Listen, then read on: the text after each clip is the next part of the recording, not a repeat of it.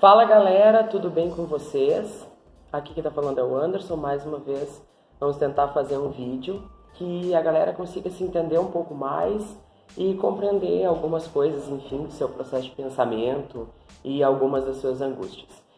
O vídeo anterior, segundo a Amanda, ficou um vídeo muito diferente daquilo que é o meu perfil. E realmente depois eu fui ver o vídeo e não condiz muito com aquele pensamento que eu tenho e não condiz muito com a forma como eu me porto como pessoa, como professor, como eu entro na sala de aula, como eu me dedico, a vibe, a entonação, enfim, o meu eu não tá muito explícito ali. Foi um eu muito face parada, braço murcho, e aquele não é eu, tipo, se eu não puder gesticular, se eu não puder interagir, não sou eu. Não é mesmo? Perfeito! Então, nesse vídeo eu tô tentando resgatar algumas coisas do que realmente eu faço dentro da sala de aula e colocar isso pro público de uma forma bem tranquila, bem como eu penso, e tentando trazer aquilo que outros filósofos, outras pessoas também já falaram em outros momentos aí da história. Pra gente começar então, o tema que essa semana lá, enquete no Twitter, twitter.com/AndersonLuiz. Sou eu. A enquete que gerou lá foi pro tema por que nós pensamos aquilo que pensamos, ou por que nós decidimos aquilo que nós decidimos. E eu optei hoje então por falar sobre por que nós decidimos o que nós decidimos. É uma coisa que todo mundo fica se culpando. Tu abre o Twitter de manhã cedo, a primeira coisa que tem depois de um rolê é eu fiz merda, eu fiz aquilo que não era pra ter feito, ou enfim, a culpa, ou a necessidade de se retratar por aquilo que fez. Mas, no entanto, ontem, quando tu fez, tu tava com plena vontade de fazer e tu tava satisfeitíssimo por fazer aquilo. Mas tu acaba acarretando o julgamento dos outros, ou a figura que tu representa publicamente não deveria ter feito aquilo, não deveria ter tomado aquela atitude, e tu acaba te culpando ou fingindo que tá te culpando para que a tua imagem fique menos lesada por aquilo ali.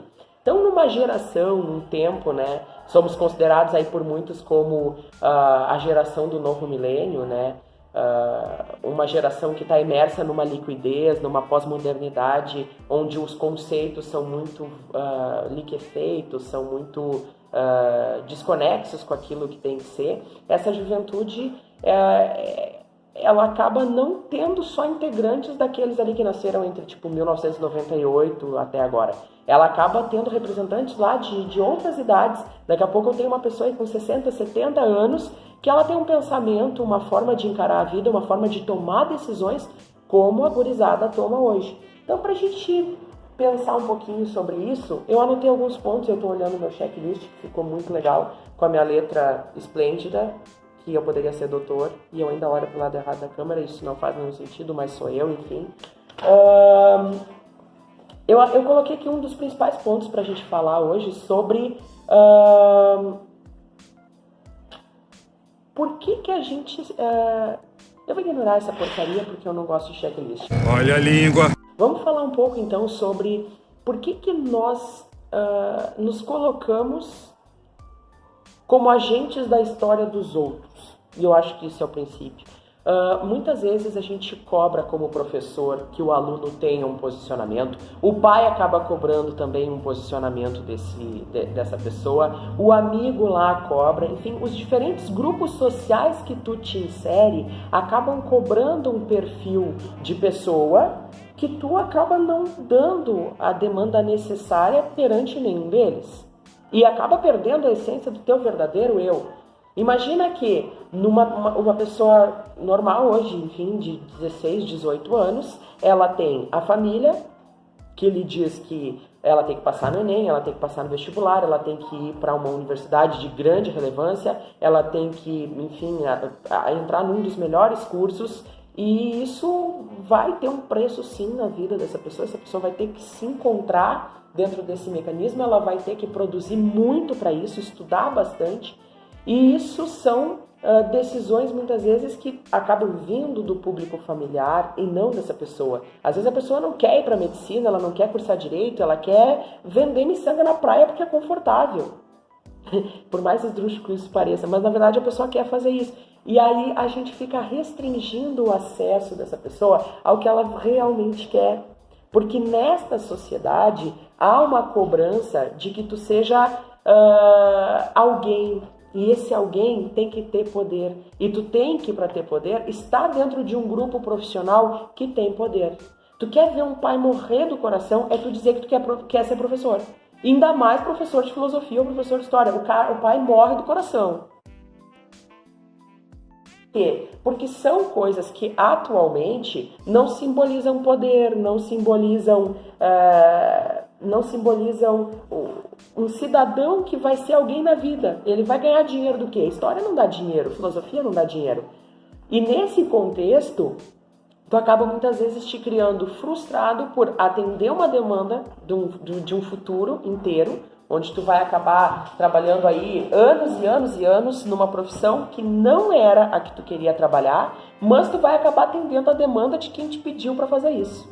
Ou então, numa coisa mais light, assim, tu tá naquela vontade de fazer a merda nossa de cada dia, de ficar com a pessoa que tu quer, de sair pro rolê que tu quer, de tomar o porre que tu quer, mas no outro dia tu vai te sentir culpado por ter liberado a tua intelectualidade, o teu pensamento e ter feito aquilo que tu quisesse. E muitas vezes tu vai ter que mascarar admitindo que aquilo foi merda. E na verdade não foi. Na verdade foi só um exercício da tua autonomia. O exercício daquilo que tu queria fazer. E enfim, pessoas aí como Freud, um cara que me apresentaram hoje de manhã, que eu agradeço muito a Simone, que é a minha guru da psicologia. A Simone me apresentou algumas coisas do Pondé hoje pela manhã. E eu me apaixonei pelo Pondé em certos pontos, porque ele não culpa a nossa geração. Ele não diz que nós somos culpados por pensar como pensamos, porque cada geração pensa de uma forma diferente. Então, se os antigos, se os nossos ancestrais decidiam as coisas com base numa estrutura mais materialista, por exemplo, os nossos pais nasceram numa geração lá entre 1950, 1970, 1980, uma geração onde o materialismo era muito grande. Então é óbvio que os caras cobram da gente que a gente seja super estruturado em termos de materialismo, que a gente tenha carro, casa própria, que a gente pague as contas no final do mês, tudo certinho, que os boletos estejam todos organizados, que o nosso nome abra portas, assim como o nome deles abrem as portas, que eles chegam em qualquer lugar e conseguem comprar o que precisa muitas vezes. Enfim, eles cobram essa estrutura da gente porque nasceram numa geração, numa época onde historicamente o materialismo estava ali. E para ser bem sucedido, para ser alguém na vida, era necessário ter isso. Então muitas vezes eles decidem o que decidem com base no contexto histórico. E esse é o primeiro item que a gente tem para pensar então. A gente tem um contexto histórico em cada geração e esse contexto histórico define muitas vezes aquilo que a gente vai acabar decidindo.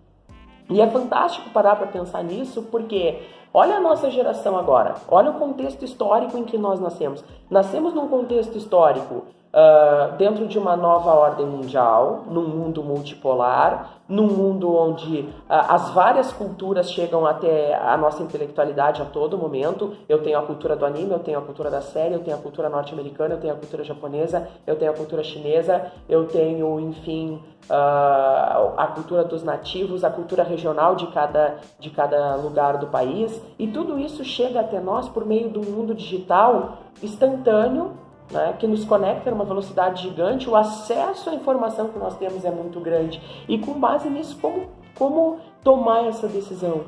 Como decidir o que eu quero com base na grande diversidade de informações que chegam até mim a todo instante? Então, gerações anteriores não tinham acesso à informação na quantidade que nós temos, na velocidade que nós temos. E, portanto, acaba tendo conflitos de geração, então. Mas para a gente não perder o foco do porquê que a gente decide aquilo que decide, vamos colocar como um fator genético, um fator orgânico esse processo. Numa das reportagens que eu estava lendo hoje à tarde, eu vou colocar o link dela aqui na descrição do vídeo, vocês podem ver mais tarde, colocaram a questão de que a parte orgânica da juventude, do jovem, ela ainda não está completamente construída. Então pensem que ainda não são considerados adultos em certo ponto, essa juventude. Por quê? Porque ainda não atingiram um grau de maturação, e essa maturação não é só intelectual, nem só emocional. Ela é uma maturação que o intelecto e a emoção vão começar a dar reações para um impulso que é orgânico, que é cerebral, que é mecânico, que está ali dentro do próprio cérebro, que ainda está em desenvolvimento. Então, por exemplo, tem certas regiões do cérebro, como a região pré-frontal, que é a região onde eu vou estar com um pensamento mais concreto, onde eu vou estar sendo capaz de descascar o meu próprio abacaxi, que foi dado lá quando eu nasci, que eu imagino a vida assim, um bebezinho fofinho nasceu, tá? Antes de dar o tapinha na bunda dele, colocam um abacaxi todo cheio de ferpa na mão dele e dão um tapinha na bunda. Quando ele acorda, a primeira coisa que ele faz é espetar a mão. E ele não tem noção ainda de que ele vai viver uma vida inteira com aquele abacaxi na mão e que ele tem que superar todos os espinhos que tem ali até chegar na parte doce. E isso pra mim é viver. Por isso que o meu canal tem esse nome. É um abacaxi filosófico, porque a vida é uma porcaria de um abacaxi que te largam na mão quando tu nasce. Te dão um tapinha na bunda e dizem, vai ser feliz. E com isso vem aquilo que os cristãos dizem que é o livre-arbítrio. E o livre-arbítrio é uma chavezinha que tu decide o que tu quer. Mas, como Antonois de Saint-Exupéry diz, tu te torna eternamente responsável por aquilo que tu cativas, e eu vou dizer, Anderson Batista, hoje em 2019, tu te torna eternamente responsável por aquilo que tu decide. E tu decide não muitas vezes por ti, tu decide pelo teu grupo social, tu decide pela tua aparência, tu decide pelo ego da postagem no Twitter ser harmônica e ganhar, enfim, um fave. Tu decide pela foto que tu posta, tu decide pelo vídeo que tu lança, tu decide expor um ideal de uma pessoa. E isso não é culpa tua. E aí muitas vezes as pessoas vão me dizer assim, não, mas eu estou vivendo aquilo que eu quero viver, aquilo que eu quero ser. Não. Às vezes é difícil tu dar um tapa na cara da pessoa e dizer assim, não, tu não tá vivendo aquilo que tu quer viver. E eu arrisco a dizer que são raras as pessoas que, se olhassem no Ogezete, no espelhinho lá do Harry Potter que mostra a verdade sobre ti, tu te sentiria feliz com aquilo que tu é. Muitas vezes as tuas decisões, elas não são as decisões que tu queria tomar na vida. Elas são reflexo da tua imaturidade, reflexo da construção do teu intelecto, da construção mecânica do teu cérebro que ainda não está pronta e que estão te exigindo que esteja pronta e que tu atenda à demanda. Tu já tem corpo de adulto, tu já tem rosto de adulto, tu já é um adulto, mas as pessoas esquecem que o teu cérebro ainda não produz todas as proteínas, enfim, as enzimas necessárias para que tu tome uma decisão madura. E acabam te cobrando essa maturidade em todos os espaços. Então, sim, tu decide com base nos outros. Tu decide com base na cultura que tu te insere. Tu decide a partir da cultura que o teu grupo social te cobra que tu milite. Porque se tu não militar tal cultura, tu não é aceito naquele grupo. Se tu tem uma diferença de opinião, tu vai acabar sendo convidado a ir para um outro grupo social que seja mais conveniente com aquilo que tu precisa.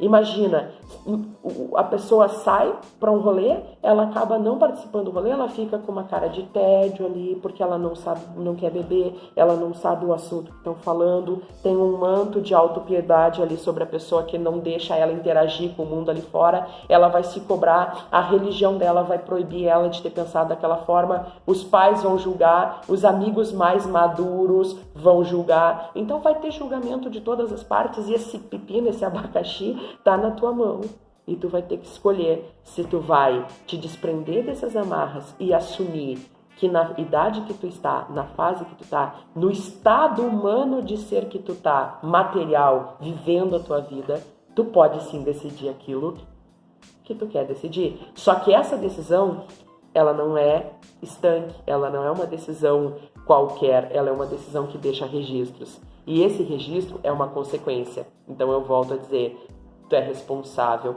por aquilo que tu decide. E aquilo que tu decide hoje gera pro amanhã uma consequência. E essa consequência é que muitas vezes o jovem não sabe lidar. É essa consequência que ele tem medo. Então muitas vezes a crise, a ansiedade, tudo que a gente vive hoje é fruto da certeza de que tu é responsável por aquilo que tu escolhe e por aquilo que tu decide. E nos pressionam muitas vezes, e nós adultos, enfim, pressionamos a juventude, há um conflito de gerações muito forte aí, justamente pela questão de que cobram muito cedo de que a gente saiba conduzir a vida para uma visão de eternidade, para uma visão de infinito. Todo mundo quer se aposentar sendo o médico que se formou 40 anos atrás. Todo mundo quer se aposentar sendo o professor que se formou 40 anos atrás. Todo mundo quer terminar a vida namorando aquela menina que conheceu lá no ensino fundamental. Todo mundo quer que aquele relacionamento que está começando a se construir seja eficiente para uma vida inteira. Na realidade, nós temos uma visão de continuidade, de que as coisas têm que ser infinitas. Que não seja imortal, posto que é chama, mas que seja infinito enquanto dure. E uma das coisas que eu vou ter que acabar admitindo é que esse todo mundo não existe. Em primeiro lugar, existe um certo grupo que pensa dessa forma, porque também tem aquele grupo que pensa completamente diferente. Também tem aquele grupo que, de certa forma, não se enxerga fazendo essas tarefas ou decidindo as coisas da mesma forma pela vida inteira. Mas para a gente finalizar sem fugir muito do nosso ponto, a gente decide as coisas muito por aquilo que os outros nos influenciam. Seja pelo desejo de um pai que tu te forme numa profissão que ele não pôde se formar, pelo desejo de uma mãe que tu acabe construindo a família da forma como ela queria construir e não acabou construindo, ou muitas vezes pelo desejo dos amigos que tu aproveite certas situações que tu mesmo não aproveitaria, mas que pela indução dos outros tu acabou querendo aproveitar. Então a vida é um emaranhado de escolhas em situações onde nem sempre se está construído biologicamente para escolher com maturidade, no termo correto. E maturidade não só no sentido emocional, né, psicológico e emocional, mas no sentido orgânico da maturidade. Muitas vezes a gente não está pronto organicamente para decidir as coisas na intensidade com que nos cobram, que nos decidam. E por esse motivo vai um recado: o abacaxi é teu, né? Então descasca do jeito que tu bem entender. E os outros vão ter que aturar enquanto tu estiver degustando o doce do teu abacaxi. E era isso, pessoal.